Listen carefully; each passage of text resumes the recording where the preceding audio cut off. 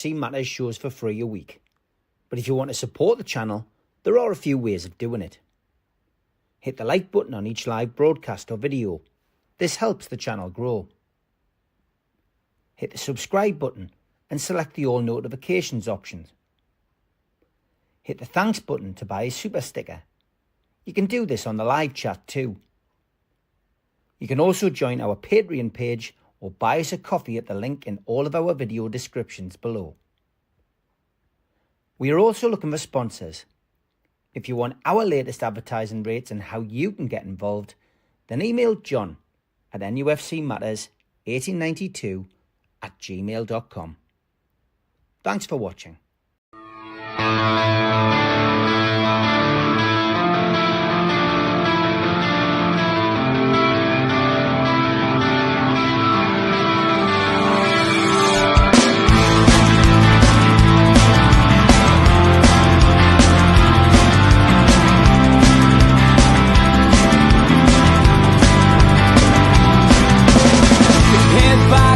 Critics attack. It feels like I've been talking to myself again.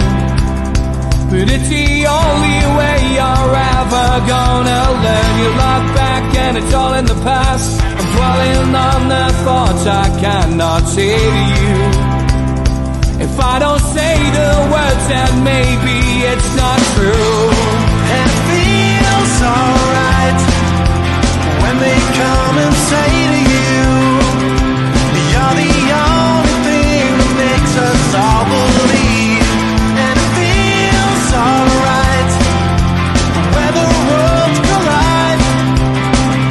Manipulation stands to make us break. What time you said is coming over you. You wish it upon a star. You wish it on a star. You are, you are, you are. You fight back, it's an all-out attack. It feels like I've been taken on the world's machine. Because I want it more than anyone can dream. You look back and it's all in the past. You tell me how you live by all the things you do. Well, you can be yourself, but maybe I'm not you. And it feels alright when they come and say to you, you're the only thing that makes us all. Good evening, welcome to NUFC Matters. It is the three amigos. The voice is still a bit sketchy, but it's a bit louder and a bit prouder. Today, it's welcome to George, to Steve, to Mitch. Welcome to you. Only 90 minutes tonight. I am out and about, so it's a 90-minute special. And I've got to be honest, today's social media meltdown, which only happens with Newcastle United fans. Let's face it. We twist on 21 as a fan base. Has made me change the order of the show, and I'm going to put this on first just to cheer people up.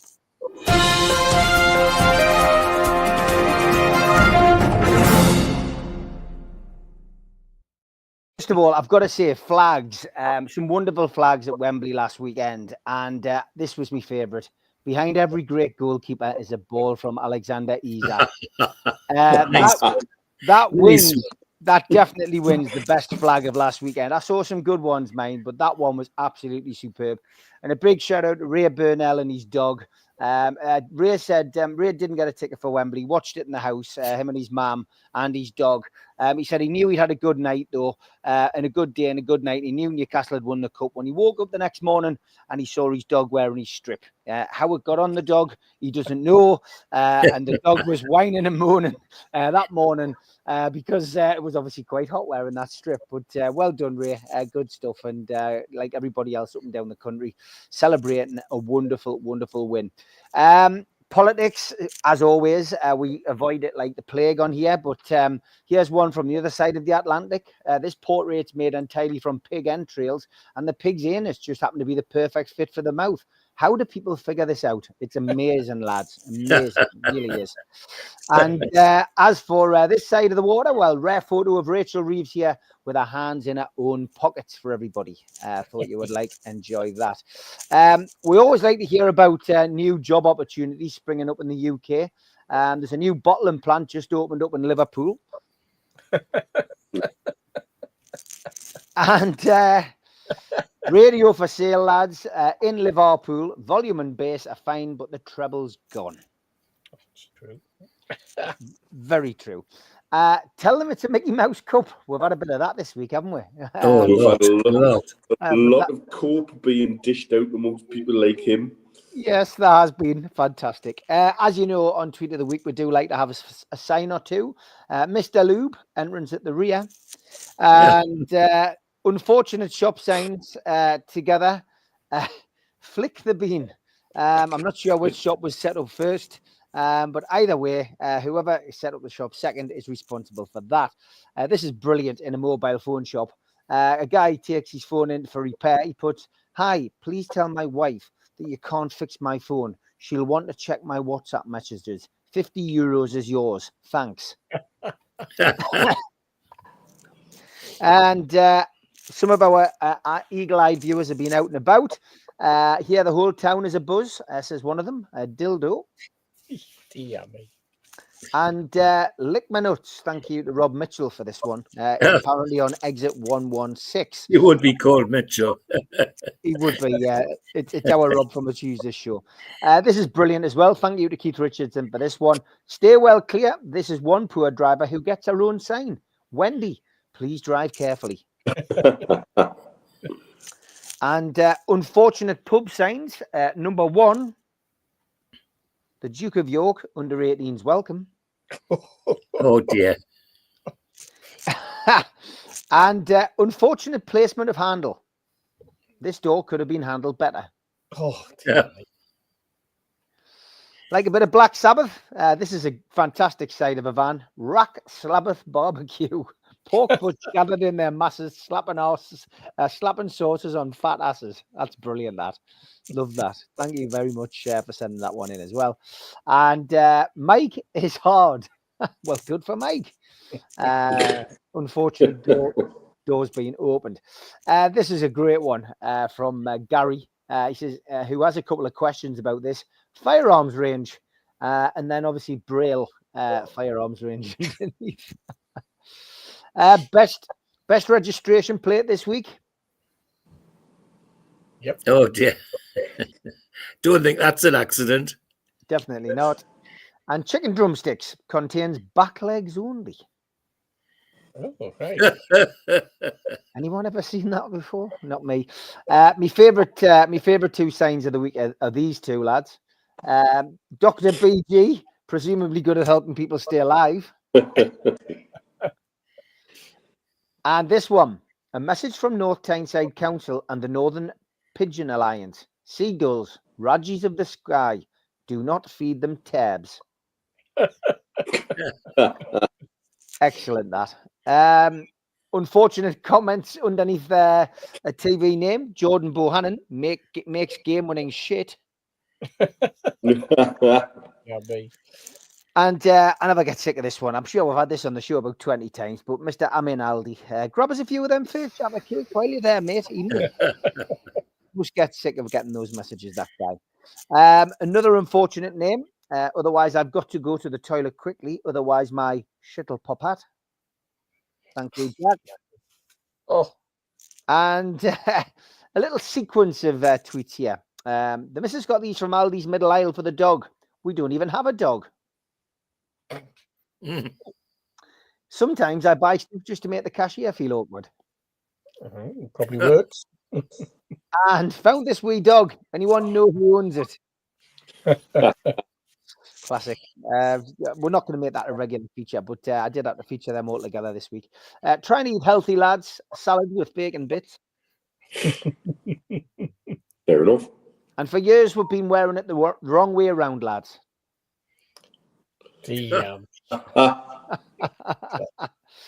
Unfortunate placement of a shoe on a photo.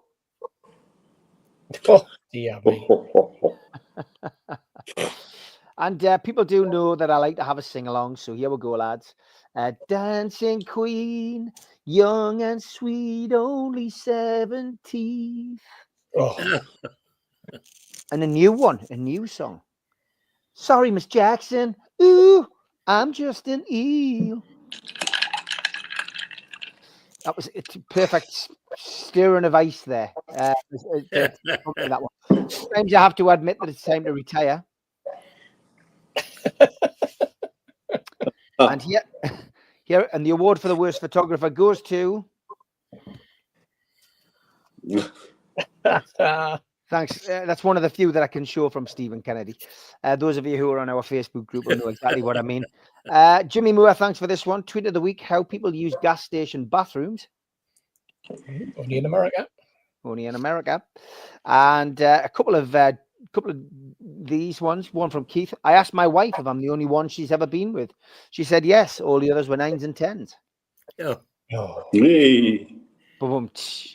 And wife, can you stop yawning when I'm talking to you? Husband, I'm not yawning. I'm trying to say something. And a priest and a rabbit and a minister walk into a bar. The bartender asks the rabbit, what'll you have? The rabbit says, I don't know. I'm only here because of autocorrect. Oh. Oh. Big thanks to Beverly from UGTL. She sent us this one. I want men to run after me, she asks the genie. And he promptly turns her into a football. And I understand how you get Bob from Robert and Bill from William, but how do you get Dick from Richard? Ask him nicely. Thank you, Denise. Oh, Denise. Oh, yes.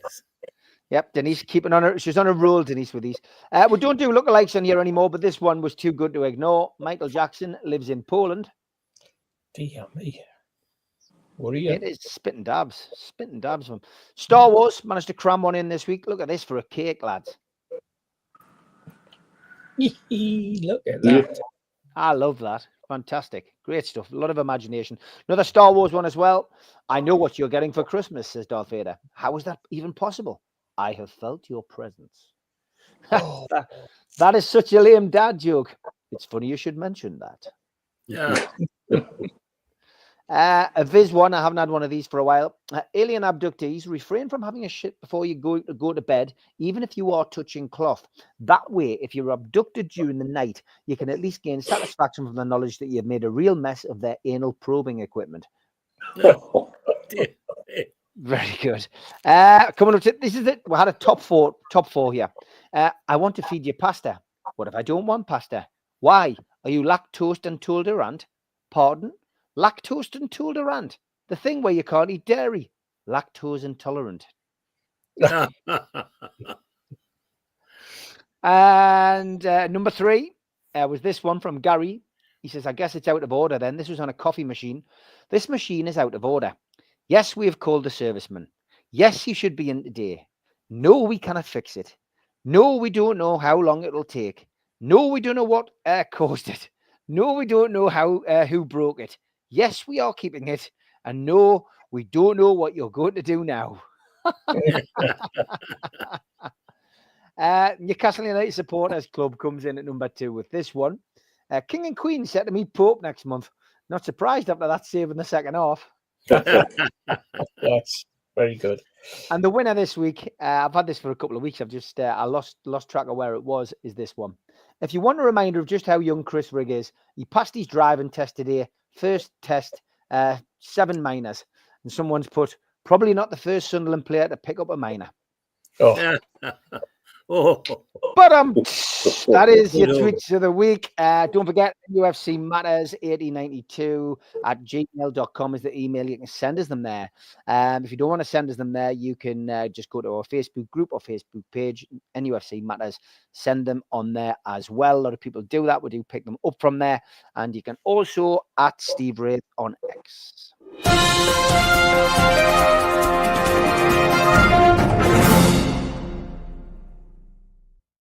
So for good reason, I started with that because honestly, we've won the cup, for God's sake. We've won our first trophy, domestic trophy in 70 years. We've won our first, our first trophy of any kind for 50 odd years. Newcastle United fans should be celebrating. And for me, please excuse me for not getting into all the crap that I've seen today. I'd rather talk to Mitch first. We've spoken to George already about the cup final. We've heard George's views a couple of times this week. So we're going to start with Mitch tonight. And Mitch, how are you feeling? What was your weekend like? And just tell us, because obviously it's the first time that we've ever experienced this. yeah, and like I say on the subtitle there, me name tag, I'm still processing, still absolutely processing. Like when something comes to pass that you've waited basically all your life for, you've been given something you've wanted, and I'm still a little bit not sure what to do with it all. I enjoyed a couple of days taking the piss out of Liverpool fans, particularly one in particular that me and Stu are on a UAE WhatsApp group with. That's been fun. It's been a lot of fun actually. It's been amazing to sit and think through the whole weekend. Another after stories, some of which we'll share with you guys eventually. Another epic weekend, crowned off this time by it not being spoilt by 90 minutes of football, which again is something new, and not knowing what to do with all of that at the minute still, other than sitting back and gloat and have a little bit of a smile to myself and revel in it a bit. The game itself, there's been enough said about it. I mean, we could have quite easily won that game by 4 goals and been 4-0 up by the time they got the late goal, just so we could sprinkle a little bit of Newcastle into the mix, just to give ourselves a little bit of a scare. But to be fair, I didn't feel any pressure after that. It would just, for me, we looked like we had plenty in the tank to get it over the line, which we did. Talk about somebody emerging as a hero and going down as a legend. And what a week Dan Burns had. You know, you couldn't write it. It was there to be written. But I don't think if somebody told you it beforehand, you'd probably ask for a pint or whatever they were drinking. And yeah, just a hell of a weekend. I'm still really taking it in.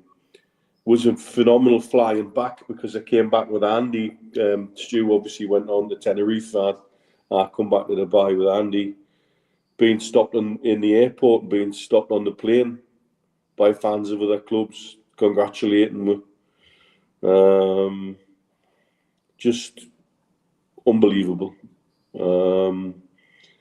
It's just a totally new feeling around Newcastle United. And I'm certainly here for more of it. That's for sure. Now we've got a taste of it. Definitely, it's a very sweet taste indeed, and we're definitely after more. Yeah, 100%. Lots of people thanking you for your inspirational chat last week, Mitch. Your coffee cup chat, which has become almost iconic on here. But before big games or before games where you feel that Newcastle United fans need a little bit. And 100% Mag said, I'd like to thank Mitch for his brilliant inspirational story before the final about Tom Brady and how he turned the New England Patriots into a dynasty, even if I support the Dallas Cowboys. Denise also wants to know if Mitch's shipping container was nice and did it have plenty of drink on board. No, but the upgrade that we managed to wangle for the flight back was very nice indeed, and the Emirates Lounge at Stansted was exceptionally well done. So yeah, that really was a crack when we had to travel back as well. It was one of those weekends where literally everything fell into place, and yeah, and with regards to the pre-match speech, as it were, you've always got to remember these things have to start somewhere. Yeah, there has to be a beginning point, a point from which something happens, someone emerges who can guide a team or a club on. And with the parallels are quite similar. You know, it wasn't that long before that point in time the Patriots were a laughingstock, being thumped in a Super Bowl by the biggest margin ever. by the Bears, and we're really almost seen as a little bit of a joke. And then the one season where everybody started to like the look of them again, they lose that top star man after, I think it was after game 2 or 3. And with such horrendous injuries, he wasn't likely to play another game for the season, and that was it. And emerges Tom Brady, who was, 6th-round draft picks very rarely bother the statisticians in the NFL. So for him to grow from that and learn from that, and have a coach in Belichick who everybody liked the look of what he did, and that's very similar to Eddie. Everybody will laud Eddie's style and his tactics and what he's already done, but he hadn't actually put it together to create a winning team. And not only did they create a winning team, they then created not just one dynasty, but 2. They had one period of domination, then a couple of years to rebuild, and then another period of domination. And so out of these matches like this can be a turning point for a club or an organisation that can have ramifications for years and years and years. And with what potential we have, with the backing we have from the owners, and if the shackles come off, it's not just the sky that's the limit. And that's what we have. We've got that real potential. Man of the match for you in the cup final, Mitch. You've had time probably to watch it back as well. I mean, Dan Burn got the official one, but I think watching the game back for me, it's been Joe Linton. I think Joe Linton stood out, just because of his tenacity and his tackling. Hard not to give it to Dan Burn,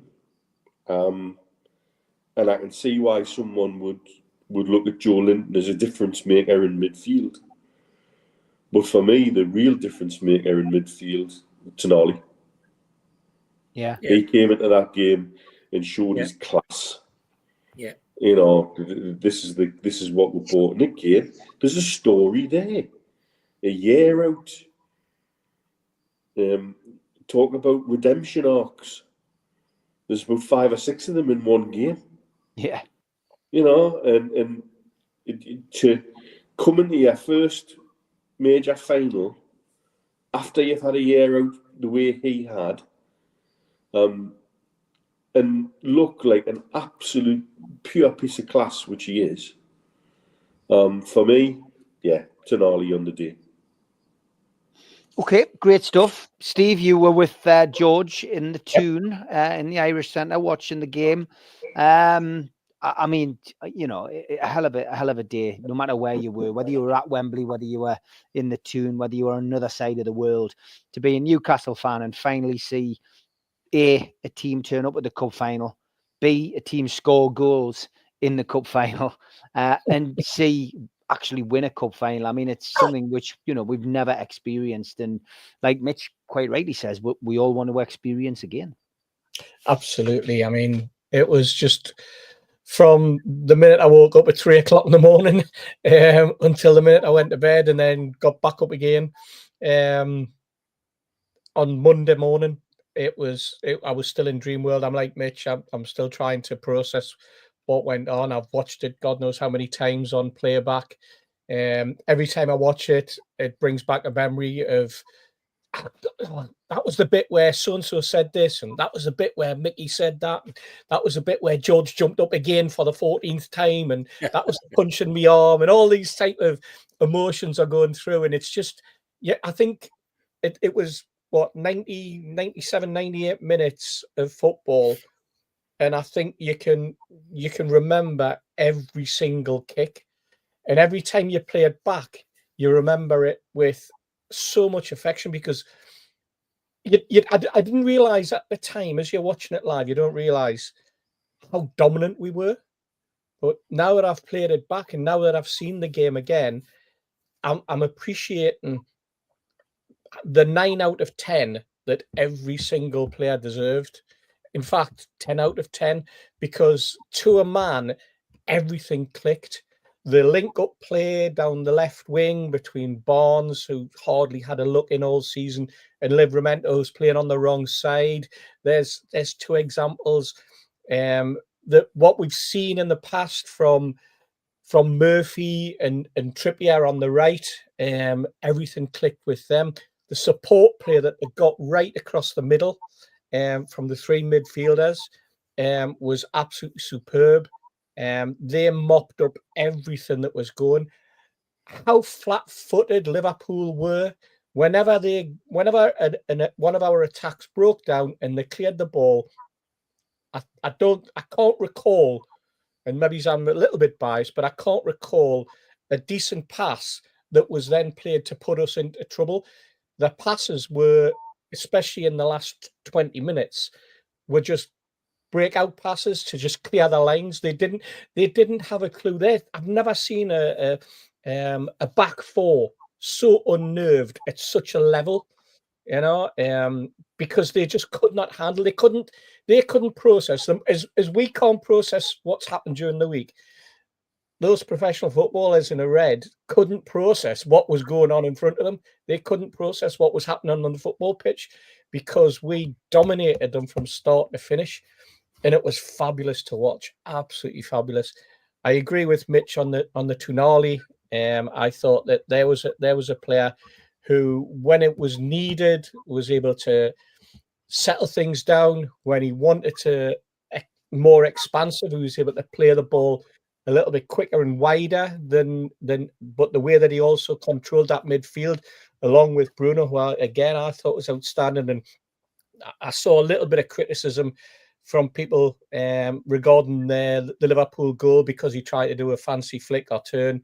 No, he just that was the way that the game had been playing for the previous 85 minutes, and that's the way that he had played, and that's the way the rest of the team had played, with confidence and with verve and with everything that you want to see, passion, and showing off their ability. And just because he got caught in the ball, so what? That's the nature of the way that we want our football to be played. We want it to be played in an exciting way.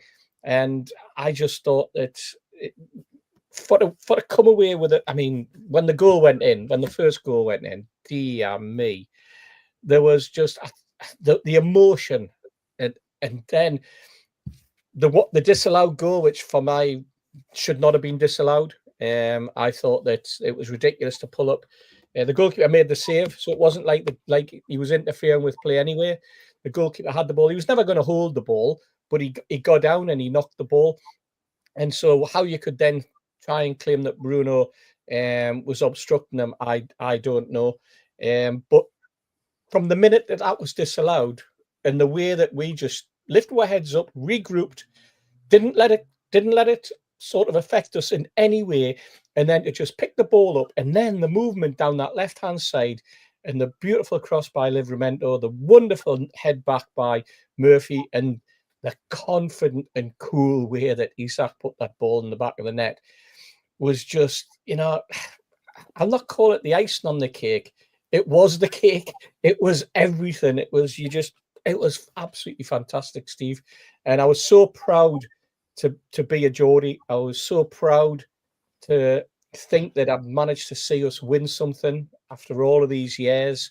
I was so proud for all my pals, those who are around and those who are no longer around, who, you used to go at the match with and were black and white through and through.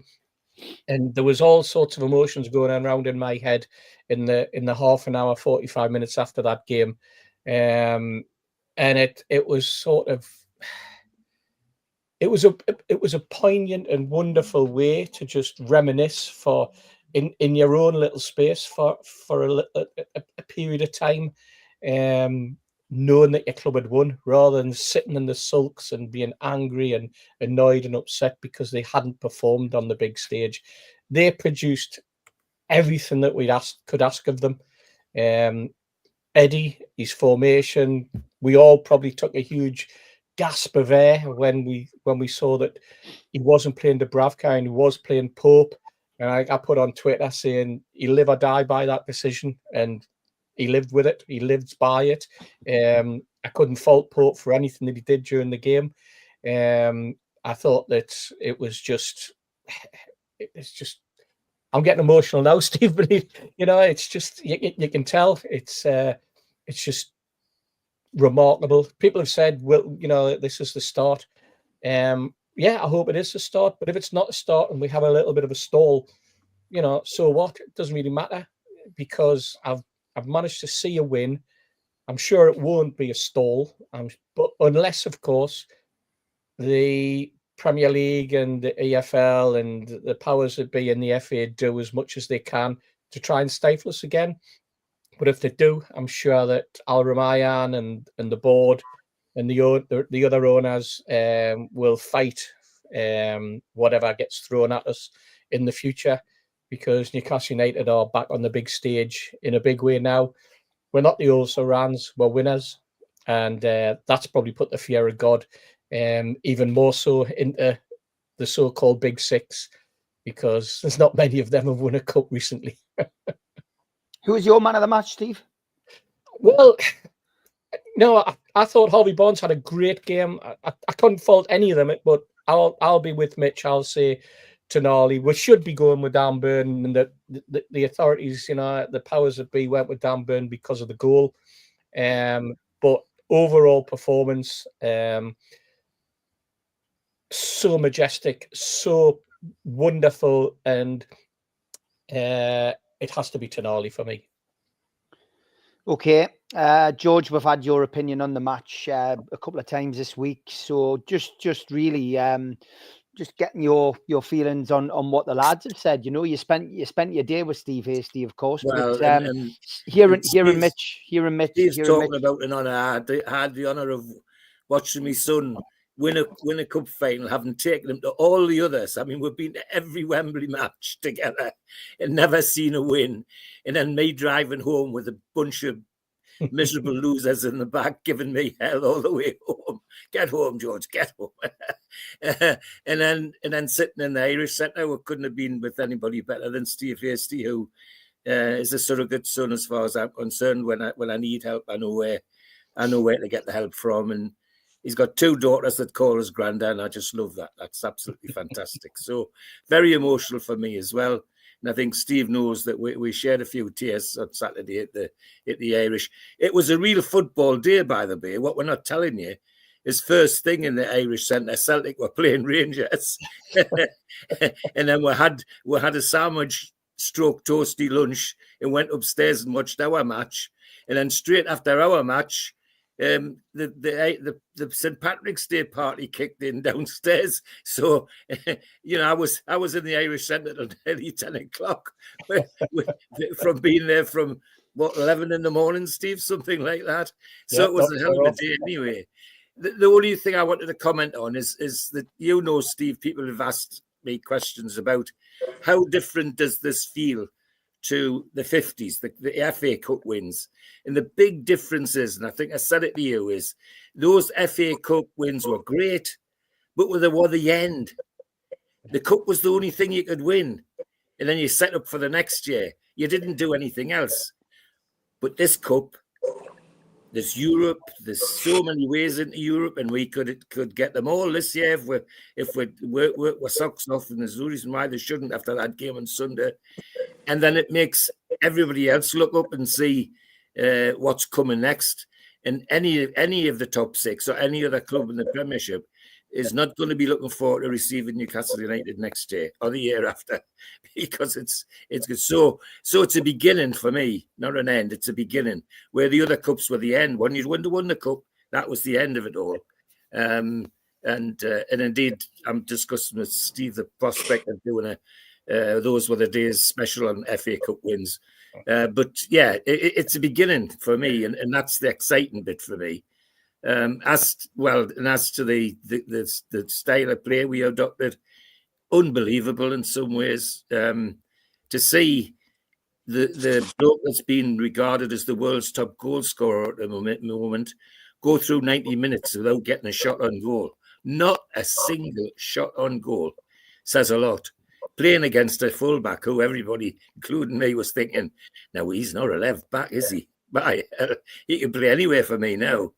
And the other ones, as people that came back out of the shadows who've been having a bit of a problem, was the long balls from Fabian Schär he was cutting Liverpool to pieces down that left side, and Tino was onto them, and so was Barnes.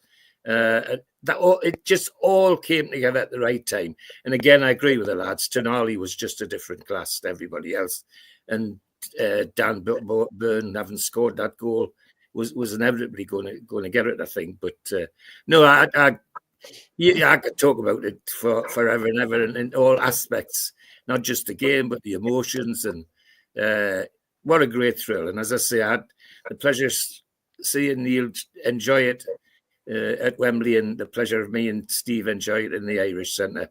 My smile will take some getting off, I tell you. In fact, I've got an appointment at the RVI next week. I might ask them to look at me smile to make sure it's all right. Great stuff. You are watching the Three Amigos on Friday night. Time for a bit of this.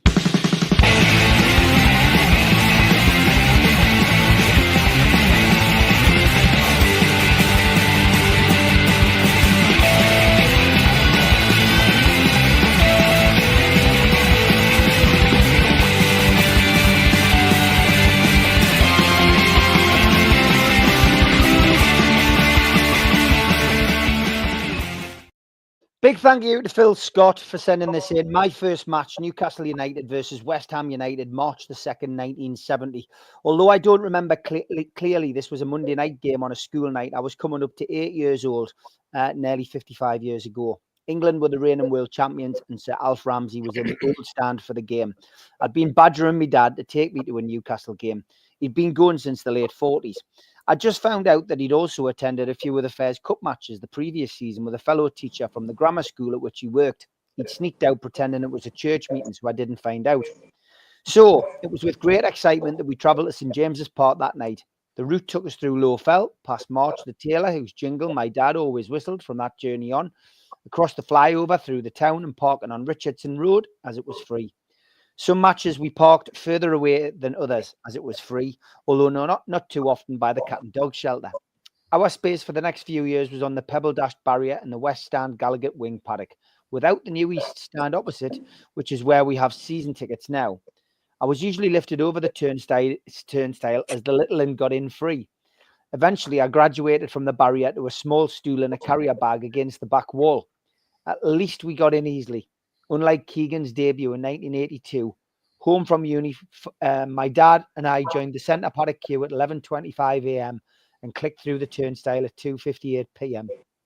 I was bedazzled by the sights in the ground that first match, sounds and smells, as well as a few rude words from my dad's colleagues, which were a surprise and made a 7-year-old giggle. Different days, lots of scarves and hats, but no replica shirts. The expansive green and the two-colour pylon floodlights in each corner. Orange and purple, I think. Little did I know I was watching some World Cup winners. Bobby Moore, Martin Peters and Jeff Hurst, as well as Billy Bonds, Peter Eustace and Harry Redknapp. What a game.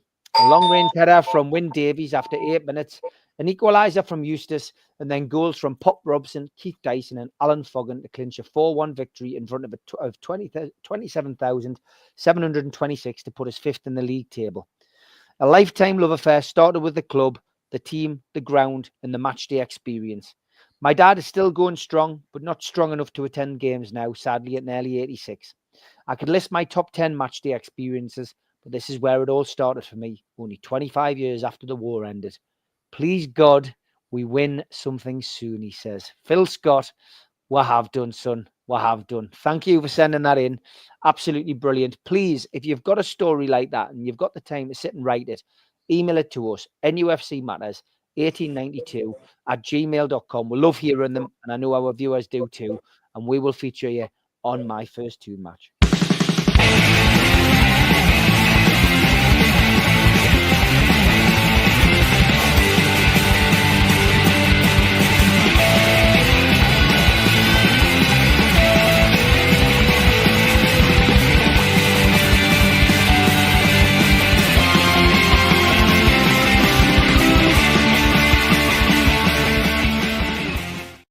Early contender for comment of the week, Mitch's Opez at the door. Classic. Big shout out as well. It was the little lad who washes my car who was wanting paid. Fantastic. Big shout out to Tom Richardson as well, who does the fans forum. Been an absolute pleasure to see Tom. Tom, of course, was unfortunate this week. He booked tickets with his son Jim to fly over to the UK to watch Newcastle United play Crystal Palace in the Premier League. Unfortunately, that game was off. But fortunately, Newcastle's first domestic win in a cup final for 56 years was on. 70 years, sorry, was on, and he was in Newcastle for it. So he's had a great week. We've met him a couple of times, me, Joe, and Knocker Naylor. We've met up a couple of times and had a bit of lunch, and we've had a bit of fun. I know he's met Denise as well. There we go. Darren and I had a fantastic catch up with Tom Richardson. It was great, and we were so buzzing. I think Ian Sutcliffe was there as well. So great stuff. Lovely to see, and I know he's back home now, so fantastic. And a big shout out to Ian as well. Ian's going to have a little bit of time off the fans forum. He's got a few things he's working on, and just needs a bit of time off the fans forum. So Ian, thinking of you, mate. Hope everything's okay, and looking forward to seeing you back on the show when you're fit and well and ready to resume. And a lot of people asking about Supermax. Supermax still in the same position. People are going, yeah, well, he did something on TalkSport the other day. Yes, it's a lot different doing 10 minutes on TalkSport on the end of a phone than sitting in a chair when you've got a back problem doing a podcast and being on screen. So unfortunately, Supermac won't be back on the podcast anytime soon. But I was speaking, I pre-recorded the Gibbo show today, and Gibbo had spoken to Malcolm, and Malcolm's in, it's given him a massive lift. Like, everybody's delighted that Newcastle won the cup. So as always, we'll pass on your best wishes to Malcolm, but he won't be coming back on the podcast, not until he gets this operation. He does need the operation. So Gibbo's on tomorrow. A few people saying, where's Gibbo? Is he lying in a drunken stupor somewhere? We pre-recorded Gibbo's show today. I've got a busy weekend, so Gibbo's on tomorrow. And then it'll be the professionals Sunday morning. We're doing it slightly earlier on Sunday because Stu's got to go out on Sunday evening. So we'll be with you live on Sunday morning again. Just want to look at the European stuff now, Mitch, because Newcastle winning the cup, of course, means that we have qualified for Europe. It is the conference trophy, of course, which we have to play a playoff game. I did enjoy Ben Jacobs' scenario here, which was quite interesting. The Premier League outlined a scenario where the 11th place team could qualify for Europe this season. Newcastle qualified for the Champions League in 5th, with UEFA awarding an extra place for English club performances in Europe this season. Brighton qualified for the Europa League by finishing 6th. Bournemouth finished 7th, qualified for the Europa League by winning the FA Cup. Chelsea finished 8th and qualified for the Europa League by winning the Conference League. Aston Villa finished 9th and qualified for the Champions League by winning that competition this season. And Manchester United or Tottenham finished 10th and qualified for the Champions League by winning the Europa League. In the example above, the Conference League place earned by Liverpool or Newcastle for winning the EFL Cup, Newcastle, of course, could not be allocated to any of the top 10 teams, as they would have all qualified for another European competition. I mean, it's great. I mean, fair play for working all of that out and putting it up there. But, which European competition would you like to be in, Mitch? Champions League. And there's no reason why we can't be. It's in my own hands. And from the feedback I've had from the lads and lasses at the Dubai Mags who've caught up with some of our squad here today, the mood is very much positive and coming back to mean business. So absolutely no reason why we can't. It's entirely in our own hands. We just have to perform. And if we can perform consistently, everybody else around us, as we've said time and time again this season, are performing inconsistently. And only 20 dirhams, Michael. 120 it is. If we perform consistently, it's not going to be an issue. It's in our own hands. Steve, your feelings on the European stuff? I mean, I've got to be perfectly honest, I'd love to be in the Champions League, but part of me feels Conference or Europa is winnable. Well, absolutely. There's no doubt about that. But there again, the Champions League's winnable for Aston Villa. So you look at it that way. I mean, I did put a scenario that we go into the conference, we win that. Next season, because we've won it, we would then go to the Europa. We'd win that. That would get us into the Champions League the year after that, and we win that. And in the meantime, through profit and sustainability, we gradually build the squad up. That could be one of the scenarios that the likes of Mitchell and Darren Neils would look at in Silverstone, because from a financial perspective, we don't really know where we're going to be at the start of next season. But all of those are opportunities, and they're all opportunities that are in our own hands. As Mitch says, there's no reason why we can't see off this season well. In fact, to be perfectly honest, we just won the cup, for God's sake, but I'd be disappointed if we switched off, took our foot off the gas and just cruised for the rest of the season. It would be unprofessional. It wouldn't be right. It would lead to all sorts of questions in my head about the squad if that's what end up happening. But I don't think that is going to happen. And hearing what the Dubai Mags are hearing from some of the players that are over there that they've managed to catch up on, I don't think it will happen. I don't think Eddie Howe will let it happen. It's you've got to aim for the stars, haven't you? We always said that once we win something, that'll be it. It'll kickstart our football club, and we have to stick with that. That's my thought process now, and I think that we can go for bigger and greater and better things. I think now people are, now players that will maybe had a question mark about coming to Newcastle in the future will look at us now as winners.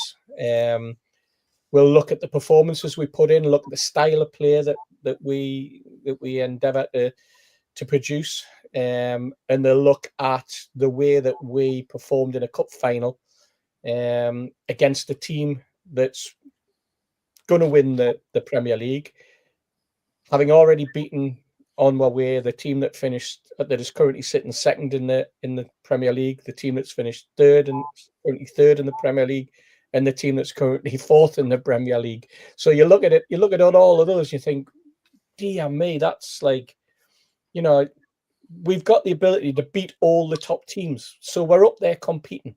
We've got a game in hand, and it's there for the taking. Because believe it or not, other teams have suddenly started to slip. Their performances are slipping. So we've just got to, as a club, keep our feet on the ground, but do the right thing. Do what we know we can do, and do it to our best. So let's go for Champions League, Steve. Let's go to finishing as high as we can in the league. Let's take every single penny that the Premier League's going to dish out as well for finishing as high as we possibly can. And then let's have a squad built that can compete in the Champions League, especially the new format of the Champions League, by the way, because that new format, you can very easily, as Celtic have proved, you can get into that next stage, and then it's just a cup run, isn't it? And let's face it, we're good at cup runs. And that new format helps with twice. The new format, it's easier to qualify from. It's less pressure, and you get more television money from more big games which are televised. And so it's a double whammy getting into that format. And that's what it was all about. It was never about making a more exciting competition and blah, blah, blah, blah, blah. It was about money and making sure the teams that qualify were more likely to get through the later stages, could afford a slip up or two, which some have. I mean, look at PSG qualifying and Man City qualifying with 3 losses. Yeah. You couldn't do that in a league in a group of 4. In a group of 4, that's you out. And so this whole new format helps you twice. Yeah, and not only that, but you get into that situation of you get into knockout football in the quarterfinals, and you look at the teams that, like you say, the teams that are still in it, but the teams that slipped up, the opportunities that are going to be there for you. And you look at some of the teams that did qualify into next, who never in their wildest dreams thought that they would get into that level. But you know, this is what we're aiming for. This is why we support our football clubs. This is why companies like PIF invest in football clubs, because they want to be the best. They want to be up there. They want to be challenging for all the trophies. And for the first time in my lifetime, it looks like we're building something that will be challenging. And not only that, but while we're challenging, we're going into with more than hope and more than a dream. You know, we're going in there with, we can compete in this. We are up there with those top clubs now. You know, because we've always said that was the monkey that was on my back because we hadn't won anything. And other clubs used that to their advantage, if you like, because it was very easy to get into our heads when it comes to cup competitions. But you've got to reach for the stars. So. Yeah, George, I think we all want Champions League. Really, I think that's where we want to be. My mindset is, though, you know, if you were in the Europa, you do feel as if you have more of a chance of winning it if you get the rub of the green with the injuries, and you have you have players coming in the transfer window. Well, that's true, but this greedy little duck wants the best, doesn't he? Always, it's got to be Champions League, and everything about it's in our favour. The further we get, the better it is at getting this TSR thing off our back as well. It all stacks up in our favour, and I think the new format would help us because we wouldn't be in a group of death anymore like we were the last time. And lo and behold, we nearly did it. Like we weren't supposed to win the Fairs Cup, but we did, and here we are again. We went in, and only that freaky penalty at PSG knocked we're out of that draw. Otherwise, we would have been there. So I'm this greedy little duck wants it all, and as quick as it can come. And I see no reason why we shouldn't. If we just win our games at home that we've got left, which I think there's 6, we're at least in Champions League, in my opinion. That's where it would be. So it's there for us to do and throw away if we do it. And I would be very disappointed if we did, especially after the way they played on Sunday. And I don't care who'd been on that pitch on Sunday. We would have beaten them. Don't care where they were from or who they were from. We would have given them 1,000 on Sunday. And Liverpool were the luckiest team in the world to get away with just losing 2. So, Champions League, yes, please. The more we get, the more we can take. Because I do honestly feel, and it's what, persuaded me to paint that bloody rattle of me dad's, that I just felt in me guts and me water, as me mother used to say. I felt it in me water that this season we were going to do something, and it's come to pass. And that feeling's not gone away just because we've won.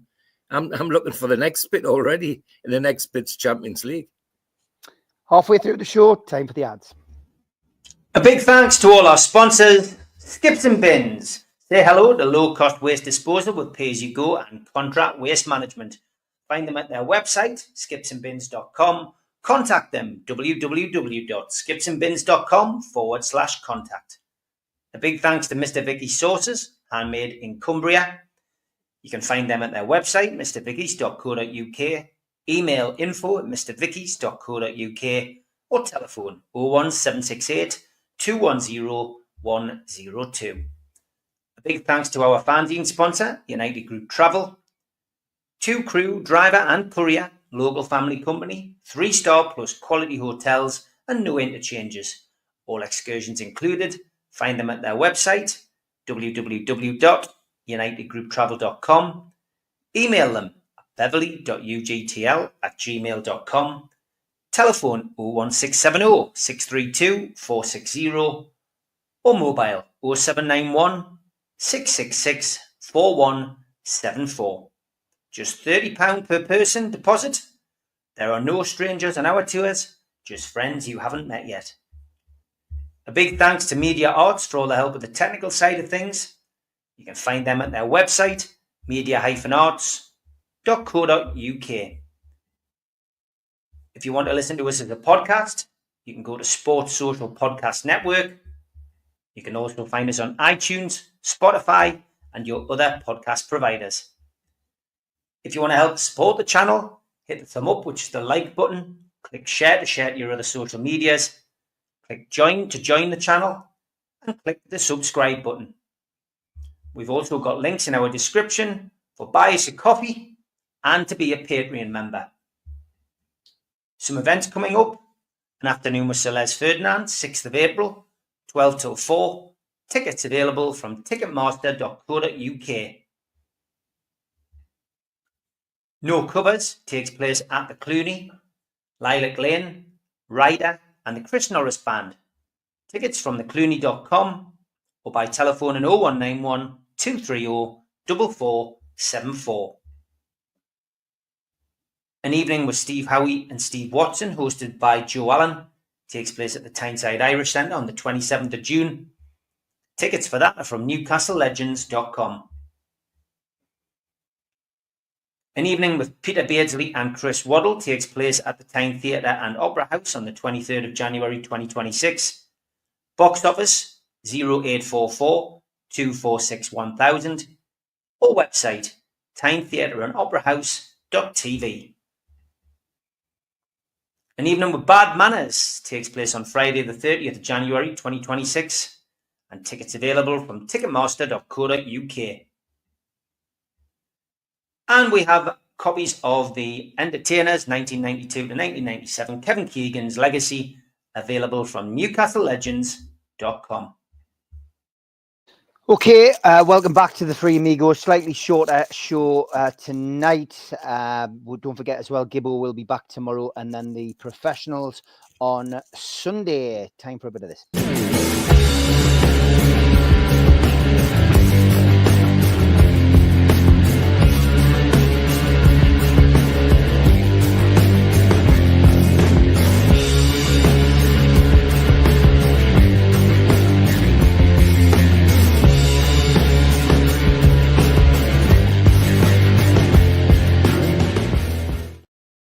The day I met, where we ask you to send in photos of you meeting somebody from Newcastle United, past or present. Thank you to Alan Little for this one. Sent it a while back the day he met David. I was his postie at Woolsington and called back one Christmas Eve to get this photo taken with him. How are the lads? Very snowy scene there. And this one, although not football related, it is from one of our regular viewers. Adam Paco Tree says, "You should never meet your heroes. I found the legendary Jason Donovan at Marks and Spencer's in Bishop Auckland." Peter Beardsley wasn't there, was he? Because Peter gets around all the supermarkets, but that's incredible. Fantastic. Great stuff. If you've got one of those, send it to nufcmatterspodcast1892@gmail.com, or as always, pop one into our Facebook group or page, and you can leave them on there.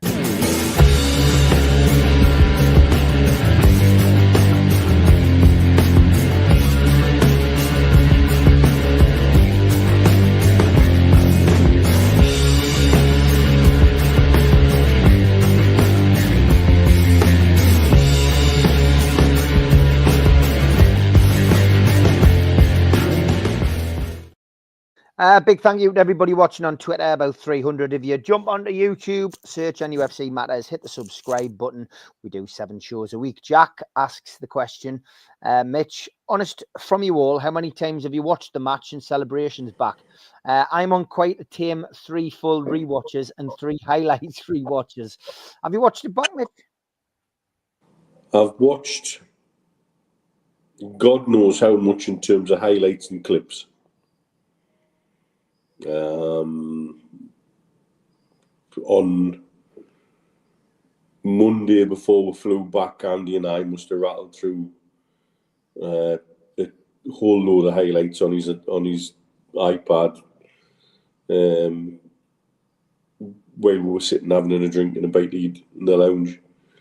I haven't watched the full game back yet. I don't know if I will. I don't know if I want to disturb the memories I've got by spoiling it with a bit of the truth. I think I'll enjoy picking and choosing what I remember from the highlights and what I remember from the day. So no, I haven't done that, but I have God knows how many highlights and clips. Hours and hours of highlights and clips, I would imagine. I might watch the full game back. eventually. But like I say, I think I'm quite happy in the zone I'm in with my memories and with what I remember of the day and how it is for me. Steve, you've already said you watched it back. I mean, I've only watched it back the once, and I enjoyed it. I loved it, and I thought, you know, we played well anyway on the day, so it wasn't a surprise to see that we were actually better than I thought we were. But yeah, I mean, it was great, and you know, the only thing that really ever lets TV down these days is the people that they have commentating or talking. But it was a fair balance. We had Les Ferdinand and we had Shea Given doing their bit for Newcastle. Carragher kept his mouth fairly well shut.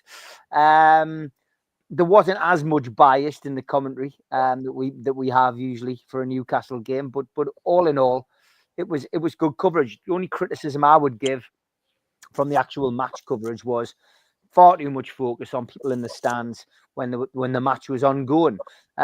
Okay, you've told us Ant and Decker there. It's no great surprise. They follow Newcastle. Do we have to go back to them 2, 3, 4 times during the game? Alan Shearer's there. Yeah, Big Al, legend. We know he's there. You've told us he's there. You've shown him once on the camera. You don't need to go back 2, 3, 4, 4 times. I mean, that really frustrates me. It really does. And you know, you made a point, Steve. I'm not going to steal your thunder about, you know, the other images of people that they captured in the crowds. Yeah. I've watched it back in full once. I've watched it on the highlights once. What fascinated me with the highlights was how little they showed of Liverpool on the highlights and how much they showed of Newcastle. But I watched it on ITVX, and it was Gary Neville. And whether it's just Gary or not, but he was so black and white on Sunday in his commentary, in his core commentary, in his praise for the fans. And when the goal went in, I think it was the second goal went in. Well, I might have this wrong. It might have been the first. But when one of the goals went in, he actually screams that he'd never felt Wembley bounce before, but he had now, and he said he could feel it. That was a surprise. I mean, we get that all the time. You know, you get that raw emotional buzz when there's a goal at St James's, or when there's a goal when you're away from home before someone comes clapping over the top of your head, that type of thing. But for actually, Gary Neville rave about it, and he was full of praise for the atmosphere at the start from both clubs, but the longer it went on, the atmosphere that was coming from Newcastle fans, and the screams when the goal went in from him were brilliant, you know. Yeah, I mean, keep focusing in on people in the crowd. I mean, dear me, yeah, I don't mind the odd snippet here and there, but it just seemed to get a little bit over the top. It was like, I mean, I agree wholeheartedly. We know Ant and Deck go, we know Alan Shearer goes, you know. Whether there was a camera there just panning around looking for everybody else and just find what, I don't know. But there were other people who seemed to be prominently positioned. You know, I saw some. Well, that was just because the camera was there, but I saw some of our supporters the same time. You know, three and 4 times in the crowd as well. And I'm thinking, dear me, you know. But it was like pick them out before the match as well, which I was like, what the hell's going on here? But it didn't spoil me. It didn't spoil me TV viewing, I must say that. But like I say, that the big difference for me is when you watch the match, the full game, and then you see the highlights and how well ITV put that edited highlights package together, and didn't miss out really anything of Newcastle's play. The only bit they missed out, and I presume it was because of time, was from their goal onwards when we took command of the ball and held it in the corner on a number of occasions. You know, it started with with Callum Wilson, and you think, and just go, Callum, go, head down, go, and his legs weren't there, and he was like he was running in jelly, and then he lost the ball. But after that, the way that Willock and Tonali took over in the corner, and just kept taking the ball back over there, when the majority of us at the time, when it was live, were screaming, get it across, he's there, there's somebody in the box. And you were thinking, but game management, I suppose that's the difference between being a supporter and being a player on the pitch with the responsibility. You just want to manage the last few minutes out. Whereas as a supporter, you're screaming because it's only 2-1. You're thinking, I need a third. and you just want the ball back in the back of the net. But no, it's I'll keep watching it as well. I'll not duck dive. Every time I've got a bit of spare time, I'll go back on ITVX and I'll watch it again. Because I'll see something that I missed. I need that buzz until next Wednesday when we're back in the ground. I'll need that buzz to keep me going. Because I'm so disappointed there's not a match this week. I really am. And I know Dan Burn's going to be playing for England tonight, hopefully, and probably Gordon and Livramento's going to be on the bench more than likely. But I would love to have been a match this weekend for, even if it was away, it would have given the travelling support an opportunity to really, really get behind. And then we've got a game, and it's just a shame that it's a week on Wednesday and not this Wednesday coming, because that would have been something special. Waiting for that part of being back in St James's Park with a team that's just won a trophy.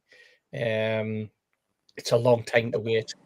It's not really, but it seems like it does at the moment, and hence the reason why I'm going to probably keep watching every spare moment I get until we can be in there seeing the lads again. Have you watched it back, George? Oh, several times, completely 4 times at least. And every time I've got spare minute, I've got highlights on either my phone or on my laptop while I'm having a cup of tea, because, as you know, I like to pick out. When you watch the match in real time, you sometimes miss little bits which are really the story. And that's the story of that cup final for me, I've got to say. From the beginning, nobody even mentioned that you couldn't hear. He'll never walk alone from the Liverpool fans, because the Jolly fans drowned them out. And they've never mentioned it. I think only one press commentary ever seen it. Mentioned that was a no-brainer. The Scouts has booed the King. Well, they might as well booed anything, because the Geordie sang the King and drowned out the boos that says the King being sung was so loud. And then it showed you the teams. And, the Scousers while the Scousers were booing the King, we had 2 Brazilians, an Italian, and a Swede, who were all singing the bloody King at the top of their voices. Who organised that? That didn't happen by accident, but to a man, that 11 on the pitch, just, all them that were on the pitch were singing God Save the King. And, just brilliant. And the other bit was that before the game, talking about Gary, what's his name again? He came out of the tunnel and said that he'd never seen a team in the tunnel at Wembley so ready and so pumped up, and that Bruno had been going up and down the line of the Newcastle players and patting them on the back and whispering in their ears and getting Trippier to do the same. He said they're absolutely buzzing. He says it'll either go terribly wrong and it'll all go wrong, or it'll go terribly right and Liverpool's in for a hard time. Well, history tells you the story, what happened. And there were lots of little things like that which intrigued me, which, as I say, on the day you miss. And there's another one which intrigued me because of what you and I have done, Steve, is that at the end when we'd won, one of the commentators went down the list of managers and captains that won cups. Harvey and Seymour, Harvey and Smith, and got to 1955 and said Jimmy Schooler and Doug Livingston. Well, he hadn't done his bloody research, had he? Because 2 weeks before the 55 Cup would sack Doug Livingston because he wasn't going to play Jackie Milburn.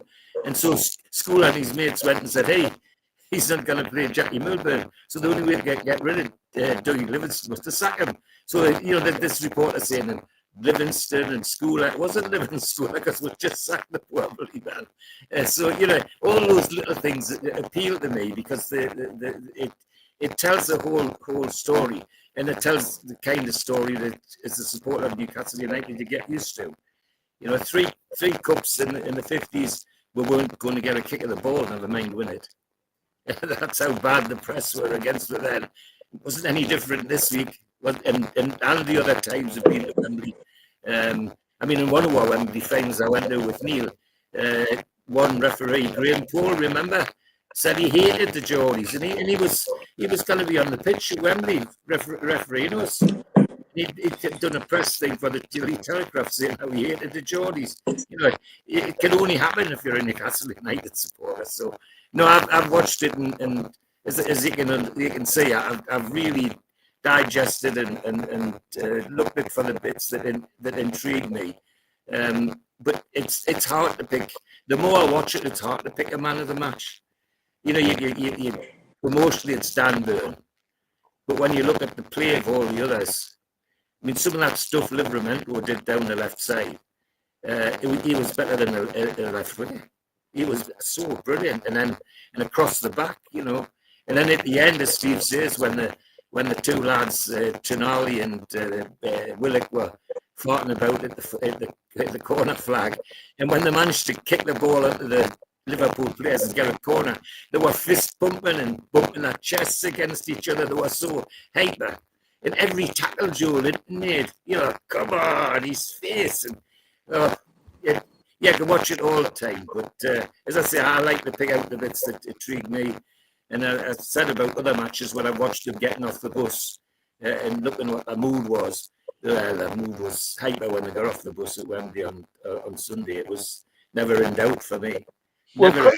We'll cut in there, George. I've let you go there, but you won't have seen the comments. But look, your mic's gone to static land again, unfortunately. So that whole piece there, we could hear you, but your mic's in a bad place at the moment. So we'll move on, George. It might be worth kicking you out and bringing you back in. I think is the best policy to see whether it helps clear it. I'll turn the volume down a bit, I think.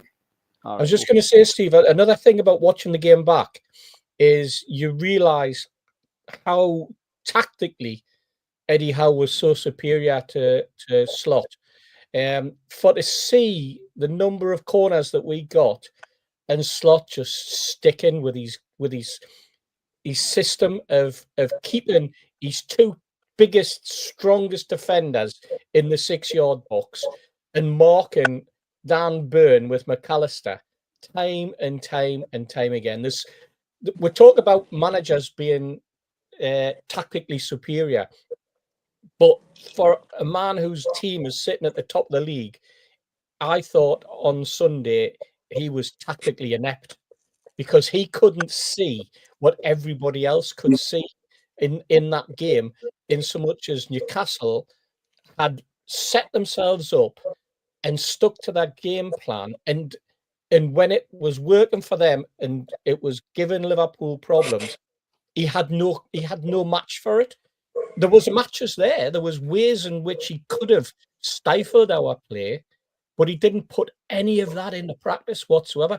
He stuck by it, and it was like, it was so foolish from a Liverpool point of view and from a Liverpool perspective, if you wanted to look at it that way, that he would just persevere in the manner that he did, because it was just odd, to say the least. His marking system at corners is a variation on zonal marking. Yeah. And what you saw on Sunday was what happens when zonal marking goes wrong. Yeah. And the problem with zonal marking is it's great in theory. It works so well in other sports, but I never think variations on zonal marking work well in football. Mainly because the players aren't good at taking responsibility. Yeah. And you end up with gross mismatches like McAllister and Byrne if somebody on that pitch isn't prepared to take responsibility and help his mate out. Yeah. and see that there's a weakness in the zone. The problems come when players cross across zones, or when you get a mismatch, and that's exactly what we're looking for by leaving our better headers hanging further outside the box and then coming in late. It was all about, well, can we get a mismatch out of that situation? And we got the mismatch probably 4 or 5 times.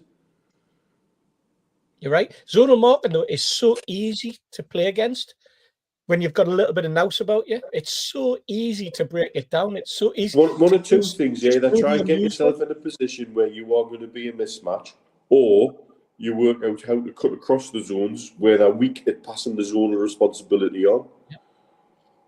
Yep. Just a final one from me, lads, before we finish. Mitch, we've asked this question before with regards to Eddie Howe. Where is he in the list of our top managers? And he's now won a trophy, Mitch. And for me, he's now number 2 behind Joe Harvey. Joe Harvey's still top in my lifetime, and Eddie Howe is now second. He's now officially leapfrogged Keegan and Sir Bobby because they didn't manage a team of winners. Very hard to take that out. Anything other than that stance, very hard. I think the fact he's got his name etched as manager of a trophy-winning side makes him stand out over the last 70 years, rather, doesn't it? And so I think we have to recognise that and recognise his achievements. We've always said, what he managed to do when he came in was phenomenal. And there's two things for me stand out. One is his points per game record, and 2, I believe he's got to a trophy in fewer days than Sir Alex Ferguson got to a trophy for Man United. Yeah. And we're talking about dynasties earlier, and we're talking about legacies and what have you. Theoretically, he can only get better. The other thing that stood out for him this season, and I'll put my hand on my heart and say I've been one of them, there's times this season where I think justifiably we've had questions. The hard questions to ask when we've had those inexplicable blips in form, when we've had results which have been not what we expected, shall we say. And I think every time he's come back with an answer. And I think that's testimony to his ability as a manager and as a man manager. And it's what gives me hope that going into the last few games of the season on a high, having won a cup, with the mentality that's obviously running through the squad right now, he can go on and achieve more from here, whatever he wants. Steve, saved us from relegation. Yep. Champions League qualification, 2 cup finals, won 1, lost 1. Yep. Fantastic. And brought something back to Newcastle that we haven't had for an awful lot of time. And that is the excitement of going into St. James's Park again, the excitement of getting a ticket, the excitement of going to an away game and being successful in a ballot, the excitement of being successful in a ballot. That's a ballot, George, not a raffle, by the way, before you start. But he's brought a renewed vigour to support Newcastle United. What he's also done is he's lifted his stock tremendously, not just in football terms in the Premier League or into Europe, but within the Newcastle boardroom as well. I think he's earned the respect of the board to listen to Eddie and to take heed of what he's saying and to listen to what he wants to build and support him and back him 100%. I think that's something that's been a little bit in the ether, if you like, at times during the last couple of seasons. A lot of speculation that was allowed to build up for whatever reason. But Eddie's stock has risen tremendously, but Mitch is right. I mean, he's up there, and you're right, absolutely, Steve. He's up there with Joe Harvey. He's only one trophy away from being my best ever manager as well. And let's hope that in the next 4 or 5 years we see that mature into win after win after win, trophy after trophy, because everything all is, to use that phrase, all the dobbers are starting to come into place now. We've just got to get it right off the pitch. We've just got to get over this PSR debacle that has been thrown at us. We've got to build ourselves commercially off the pitch, without doing something that will ruin what's going on the pitch. So that's where the support mechanism comes in, and where we're building something that is going to make Newcastle United not just for us to be proud of, but for us to sing it from the rooftops for an awful long time. I don't want. I'm going to be greedy. I don't want to just live on one now. You know, I always said you just want to win something in my lifetime. I want to say I want to continue winning in my lifetime. Yeah. George, I'll bring you back in. We might have to keep it short if the mic's still the same. But just, yeah, I mean, just Eddie Howe. I think I asked you this on Wednesday, but where is he as far as, you know, as managers are concerned for you now? And you know, I was up there with you, and he's knocking on the door of Joe Harvey, and in many ways, my opinion about him's changed dramatically since I listened to Jamie Rubin talking about his interview. That was a fascinating interview with Jamie Rubin. Said that before Howard shut the door on his way out the boardroom, they had made their mind up that Howard was the manager they wanted. He'd not just filled the room full of platitudes and pie in the sky. He'd analysed the club. He'd analysed the area. He'd analysed every player, and gave a story to the board about what he intended to do. And I'll repeat again something that I've said several times since the cup final and before it. Look at the players who couldn't get a game off Steve Bruce. And they're not just here. They're playing out of their bloody skin. They're heroes now. And Bruce wouldn't even give some of them a game. And it's not just one or two. All of those places would have had to be filled and would have cost Newcastle United money in the long run. But Eddie Howe has rescued not just rescued them, he's turned them into just fantastic players, like Jacob Murphy, like Kraft, like Shaw, the Longstaffs. You know, you can pick them all out, and he's done all of that as well as managed this club. So he is not long away from being the best, and I just hope he deserves to go on and get it. Actually. He's just got it all, and the biggest, of course, is that he too, like so many of our better managers, like Rafa and others, he bought the Geordie dream straight away, and it shows. You know, he wears his heart on his sleeve when it comes to talking about the players and talking about the fans and all the rest of it. So I think you're right, Steve. He's knocking on the door, Joe Harvey, who did so much. I hope the microphone's a bit better. That's better now, George. Don't worry about it. Don't worry about it. I will tell you if it wasn't. Mag Debate says it was nice to meet George and Steve in the Irish club on Sunday. It was. I have to say that the other thing is that I didn't know I had so many young girls who knew War George as I did on the Irish Centre on Sunday night. It was great. It's a classic. A lot of people saying how Eddie's transformed lots of players. Joe Linton's one, of course. Yeah, we know that. Emil Kraft, another person who you never thought would have done anything. Fabian Shaw, Jacob Murphy, Miggy Almiron. There's loads of success stories that Eddie Howe's created. And of course, bringing on young talent like Anthony Gordon and Lewis Hall, making them better players. Tino Livramento, certainly. And what Price Asula being a better player this time next year as well. I think Eddie Howe, certainly deserves the freedom of Newcastle, which he's about to receive. But I do genuinely think there's a lot more to come from him. And our club is certainly in good hands. Dan Burn is making his debut for England. Team has been announced. I tell you what, 66-1 last weekend.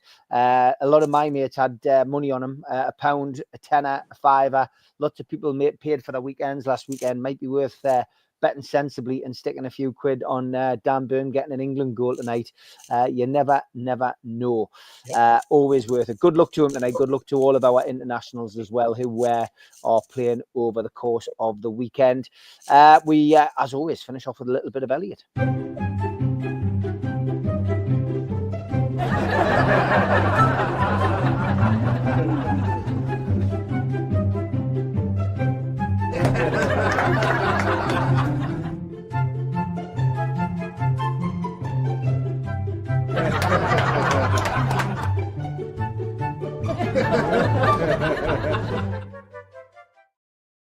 My brother's dating a girl called Rosemary. I don't know what he sees in her. Oh. Great stuff, Elliot. Thank you, everyone, for tuning in. Over 1,000 of you watching live tonight, as usual. Thank you. Great. Never take that for granted. And I make no apologies about having no negativity on the show tonight, or stories which could be perceived as negative, because Newcastle United has just won a bloody cup, man. Why on earth would anybody want to be miserable on the Three Amigos on a night like this? Enjoy it, soak it in. I'm sure we'll be back with a little bit of negativity and covering a little negativity in our own way. So look forward to seeing you all on the Gibbo show tomorrow and the Professionals on Sunday. Last rattle, George, for this season. It was well worth painting, wasn't it? It certainly was. Take care, everybody. Have a great weekend. All the Cheers, best. everyone. Bye.